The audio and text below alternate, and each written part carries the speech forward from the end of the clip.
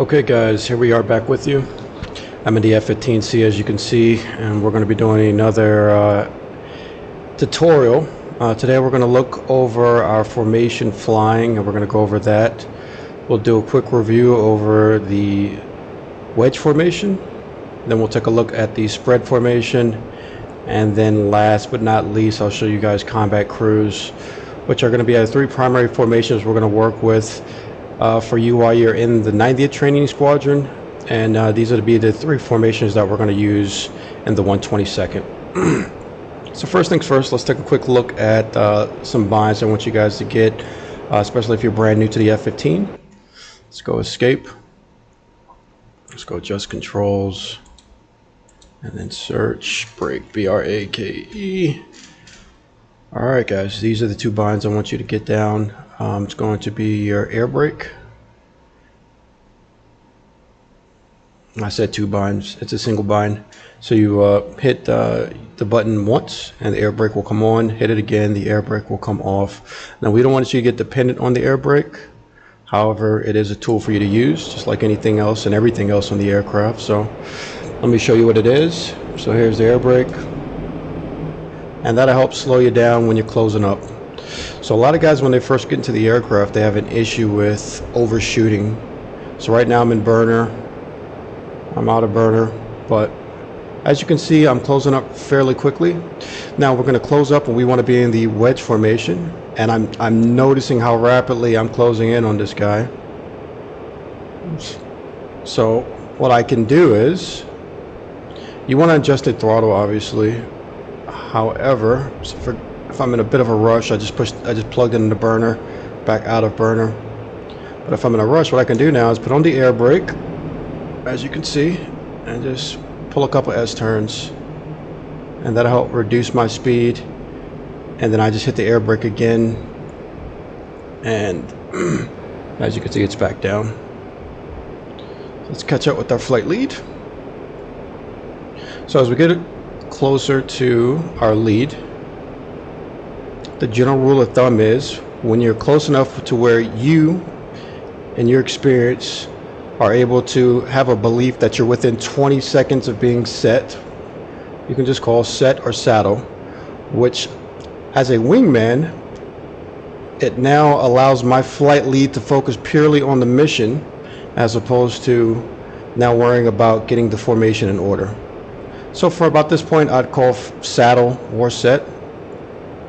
Alright, so now we want to get into the wedge formation. I'm overtaking pretty rapidly, throttle's all the way back, air brake just came up, now I'm pushing back forward on the throttle. So the first thing I'm looking at as I'm getting closer to my lead, I'm looking at the overtaking speed, a little bit too fast. I'm off the throttle completely, and now I'm slowly coming forward with the throttle, trying to match. I'm looking at my lead's left wing at this point, and I'm looking at the leading edge or the front edge of his left wing. And what I'm attempting to do is to position my aircraft to the point where, if I imagine there's a laser running down the leading edge of his front wing, or his left wing, excuse me, my aircraft would intercept it. And hopefully you guys can see that. So this is the position I want to be in. I'm still in good position, not ideal. And right now I'm having to match his throttle. But as you can see, this is the formation we'd like to see from you. Look at the left leading edge, laser coming down it, my F-15 is in position. That is what meets standard as far as the wedge formation, or the fingertip if we're in a four-ship. This would qualify as meeting standard. Alright, so hopefully that helps. Next, let's take a look at the spread formation. This is a bit more difficult, especially for newer guys. But we want to do the same thing. We're not going to kick out. I'm not going to fly, try to open up the formation. The only thing I'm going to do now is push the throttle forward. And again, I'm looking at the rate of speed that I'm accelerating in comparison to his aircraft, and I'm adjusting the throttle as needed. So now with the spread formation, which we'll use to maximize firepower forward, and also to help out with the flight lead as far as giving the illusion of who's the lead and who's not. But this is what I want to see as far as the spread formation is concerned. You should be able to look left or right 90 degrees. So for example, he's the lead aircraft. He should be able to look left 90 degrees. and look directly into my canopy. I'm adjusting right just a little bit to close it up so you guys can get a little bit better of a sight picture. Alright, that looks good enough. Alright, so he should be able to look left 90 degrees and look directly into my cockpit. And I'm a little bit back, so I'm making adjustments. And I should be able to look right 90 degrees and look directly into his cockpit. Just like that. So we're looking into each other's eyes. I know it sounds a little weird, but typically with the spread formation, we'll give a reference heading so that every time I look forward, I can try to match that reference heading, and then I'll come back to the wing. My, flight lead. So hopefully that makes sense, and that'll help you out with the spread. Again, ideally look left or right 90 degrees depending on who you are and where you are in the formation, and you should be able to you'll be in the correct position. Last but not least, we're going to talk about the combat cruise. Now this is a formation that we'll usually use on our sorties.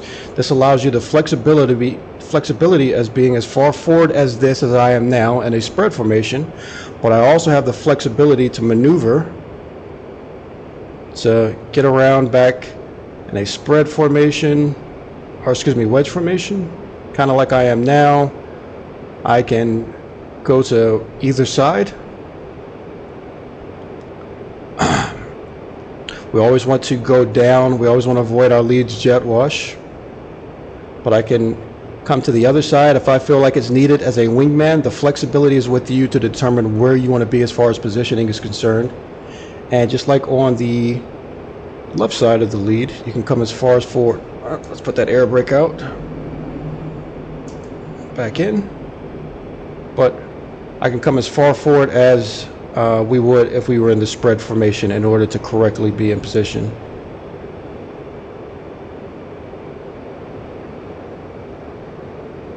So that's combat cruise. And again, with combat cruise, it's the easiest. We'll spend the least amount of time going over it, but it's because you pretty much can go where you want into the formation.